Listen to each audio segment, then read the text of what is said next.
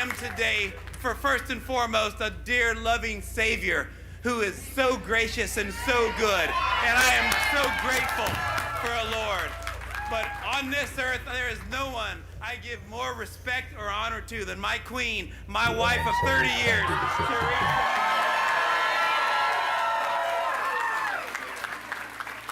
This is overwhelming.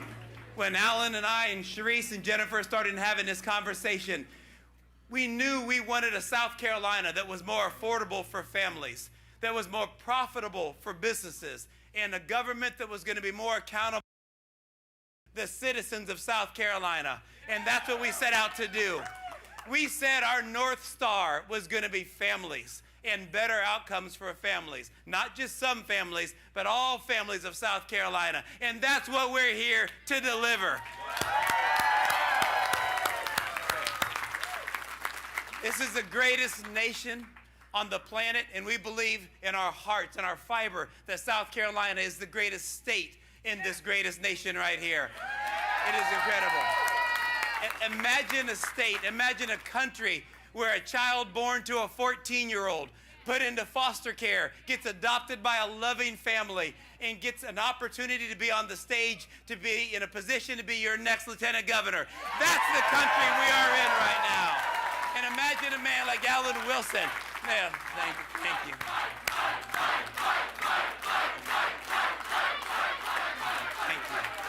And imagine a man like Alan Wilson, who loses his father at a very young age, only to be adopted by a wonderful man like Joe Wilson. Give it up for Joe Wilson. That's right. That's right. This is a story of family and adoption and being grafted in and opportunities. And frankly, anything is possible in the state of South Carolina. And Alan Wilson is the man that's going to come to fruition right there. We couldn't do this without so many people being a part of this team. The volunteers, the donors, the voters, the folks who believed in our vision. In the darkest of nights and the highest of highs, these are tough races. But it is you. You are the ones that we put it all on the line for. And we are so grateful for this opportunity to be the next governor and lieutenant governor in the state of South Carolina. So without further ado, I say we start saying, Alan, Alan, Alan, Alan, Alan, Alan, Alan, Alan, Alan, Alan, Alan, Alan, Alan, Alan, Alan, Alan, Alan, Alan. Come on, Alan Wilson. Come on, where you at?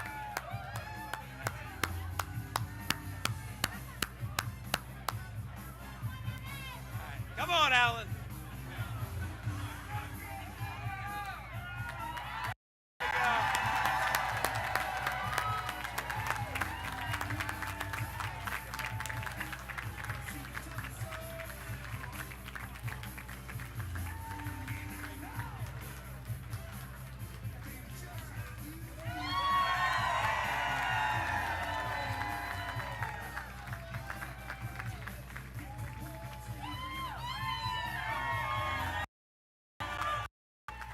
Are we having fun tonight? I can't hear you. All right. What a night, ladies and gentlemen. What a night. I can't thank you enough for being here tonight. Man, can we have time with hot as hell in here? My God. Every speech I give is 400 degrees. Look, I want to start. There's a lot of people to thank, but I have to start. I have to start with my family. I'm going to start with my wife, Jennifer. If it wasn't for her, I wouldn't have been able to do what I needed to do to get this done. Jennifer, thank you. I have told so many stories about her courage that she went through several years ago, and that courage inspires me to this day, honey. Thank you so much for being here. And folks, the best title, the best job anyone could ever have is that of dad. And I want to thank my son, Michael, and my daughter, Anna Grace. By the way, did y'all like the commercial? I gave you one job. I want to thank my mom and dad and my brothers. I've got nieces and nephews, cousins, I've got so many people from my family, uncles.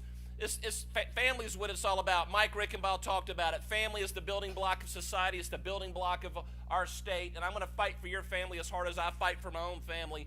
And I want to thank my family for being here. Thank you so much. I love you guys.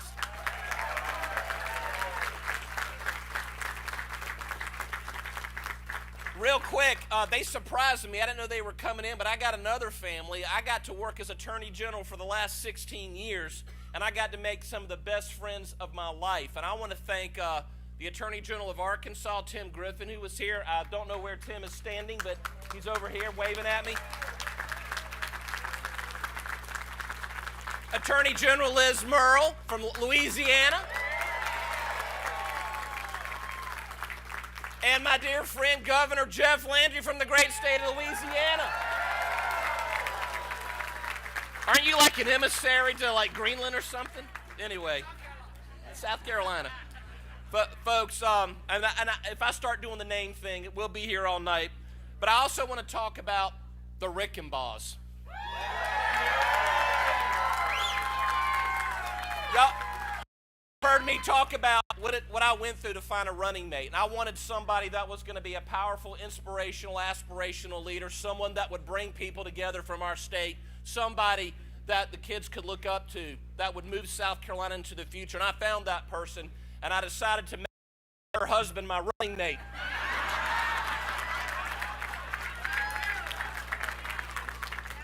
In all seriousness, Mike and Sharice, you've literally become like my family. And when we started talking in I guess it was August, we had our first conversation, and the decision was made in early December, ladies and gentlemen. I remember talking to Mike, and when I asked him what was the most important issue facing South Carolina, it was his answer that really sealed the deal for me. It made me want to make him my running mate, to make him my partner in this journey. And he said, families. It's all about families. And I never forgot about that, and I will never forget that, Mike. So thank you so much. I want to thank the hundreds, if not thousands, of volunteers. The volunteers who were out there in the heat, the sun, the rain.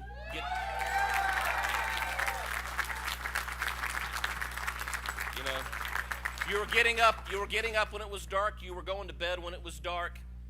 Without you, this campaign wouldn't have gone as far as it did. I want to thank not just the volunteers, but the supporters, everyone out there, whether you just simply went and voted for me, or whether you were making calls, signing envelopes, whatever you did, you were as much a part of this victory as anybody, and I want to thank you from the bottom of my heart. I will never forget it. I will never forget it.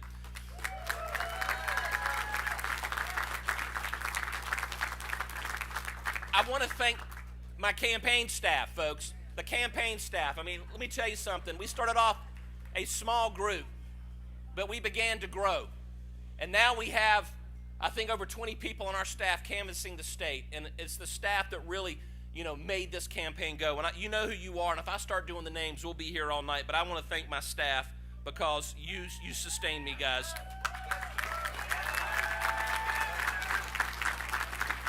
We have donors, people who, whether you wrote a small check or a big check or a bunch of big checks, the car can't go anywhere if there's not gas in the tank, and you kept us going when we needed. We were outspent, but it was you who doubled down on me, who believed in me, believed in this campaign, believed in this movement, who spent so much. Thank you. I will not forget it, and it was not in vain. Thank you. Out in the crowd right now, and I'm seeing a lot of elected officials. I'm looking at you right now. I'm seeing sheriffs. I'm seeing senators, House members, local officials, people who on school boards, town councils, city councils, county councils, dog catcher. You put your name on me because you trusted me, and you fought for me. Thank you. I won't forget it. Thank you for coming on board.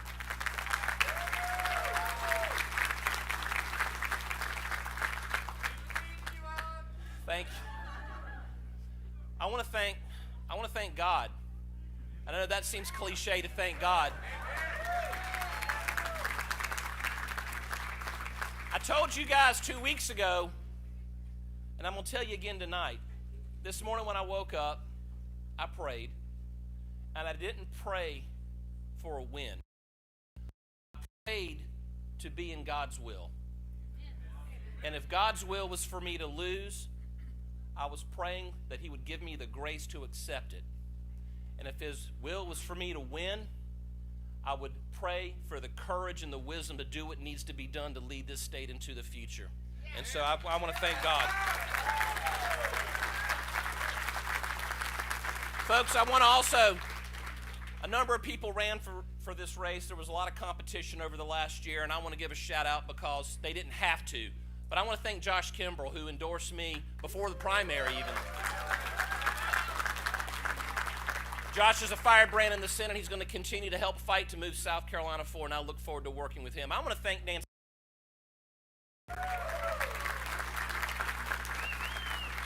You know, things didn't start out too cool with Nancy and me. I don't know where Nancy's not here right now. She couldn't be, or she's out of town. But I want to thank her. But once we got a chance to sit down and once we got a chance to talk, we were both able to rise above our differences. We were able to come together. And on election night 2 weeks ago, she decisively and early, the first one to endorse me after the polls closed. Right after they called the race, she was the first call I got, and she jumped on board. And I want to give her a shout out to say thank you, Nancy, for your support. I want to thank Ralph Norman. You know, Congressman Ralph Norman, who was a very honorable man. He is a man with strong beliefs. He was a conservative juggernaut who believed in a movement, and I believe in that movement too. And he was a little bit more thoughtful. He took a little longer, but we had several conversations. No, that's a good thing. He wanted to make sure he got it right. And I remember sitting down and we had a conversation. I want to thank Congressman Norman. I want to thank his family for their service to the state of South Carolina. Thank Ron Reddy, who was an outsider businessman with a real message of reform, and he brought a lot to the table, and a lot, if not all of what he talked about, I support and agree with, and I appreciate him being part of this race and being part of this movement as well. Folks, they each brought something unique to this election cycle, and all of these candidates, while we were competing against each other, they made me a better candidate. They taught me resilience. They helped me find the courage I needed to find. They lifted me up by pushing against me. And I pushed against them because that's what you do in a competition. But I want to thank them. I want to thank the supporters. I invited all the supporters of Mr. Kimbrell, Ms. Mace, Mr. Norman, and Mr. Reddy to come to Wilson, Team Wilson. This is your home if you want it. Not only did they come here, man, I mean, they literally kicked open the door and they started sleeping here full time, right? It's like a frat house. All over the state, people from these camps, they said, Alan, we're going to give you a chance, and we're going to choose to believe in you. And I want to thank the supporters from all of those camps who gave me the chance to represent you these last 2 weeks. I also want to thank Pamela Yvette. And like I said with the other, I would encourage you to applaud her.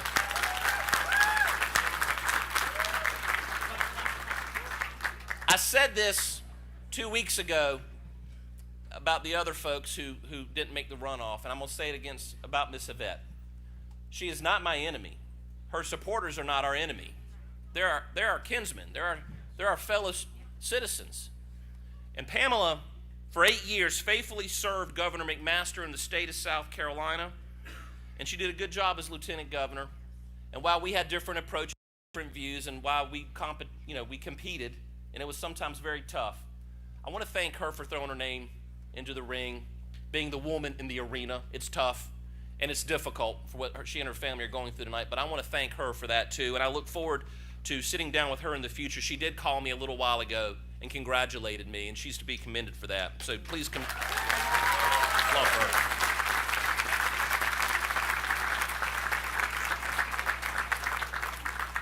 To all of the Yvette supporters out there, you fought hard for your candidate. You fought hard for her, and you're to be commended. I would ask that you give me the opportunity to fight for you as we go into the general election. Give me that opportunity, and I will fight as hard for you as you fought for her.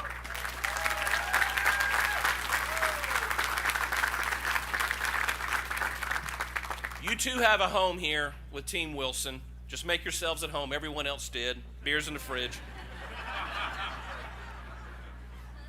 Folks, together, over the coming days and the coming weeks, we're going to unify. We need to unify. We can't focus on what divides us. We have to focus on what unites us. That's what's important in South Carolina. I also want to give a shout out to President Trump. I was honored to receive his endorsement. He co-endorsed me late last week because, first, I believe he recognized what we've done for the last 10 years to support the things he was trying to accomplish with his administration. But also, I think he saw the fight that in our campaign, the energy in our campaign. And I think he likes a fighter, and I think that's what won him over. I want to thank you, Mr. President. I was honored to receive your support, and I look forward to working with you as we move forward. I want to thank Senator Tim Scott.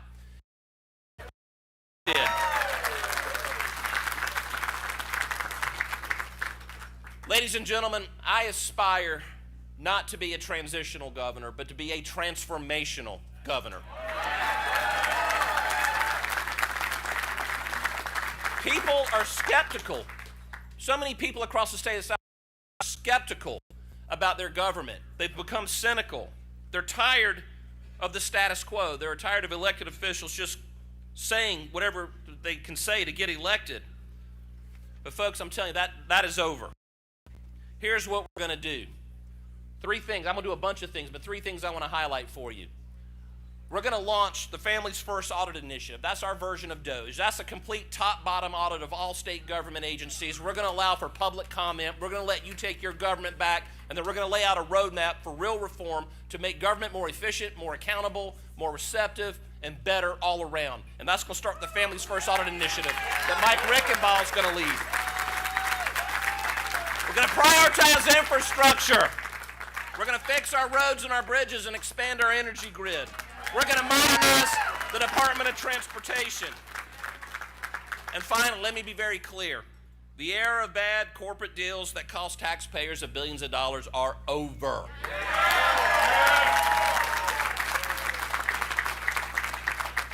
Ladies and gentlemen, you heard it on the video. I think Mike might have even referenced it, and I've been consistent in every speech. I've told my North Star, my true north, in everything that I seek to do. When I wake up in the morning, when I go to bed at night, these will be the thoughts going through my head. And Mike and I have committed to doing this as governor and lieutenant governor. Our number 1 goal will be to make living and affordable for your families. To make our economy more profitable for your businesses. And to make our government more accountable to you. We're going to fight to eliminate the income tax, reduce your property taxes, DOGE, fraud, waste, and abuse from government, fix our crumbling roads and bridges, lower our utility rates, promote a kids first education agenda, reform our judicial selection process, and much, much more. It is coming. You have my word.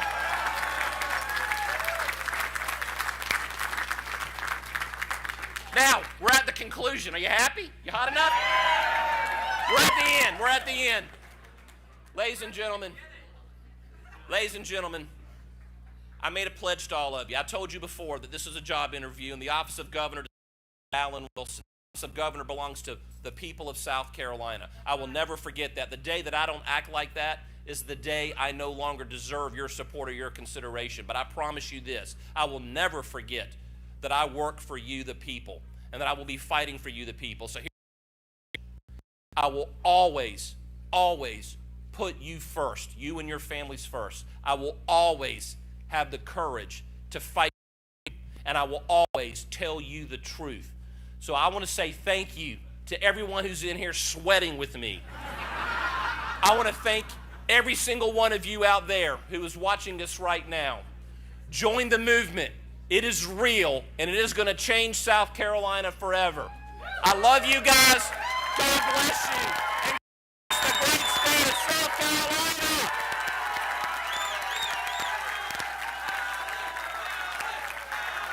Can I do the work line? All right, that's Alan Wilson, the Republican nominee for governor, with his acceptance speech tonight. He said that he heard from the Lieutenant Governor, Pamela Evette, a few moments ago. Very gracious in defeat, he said, congratulating him on his victory. Any surprise?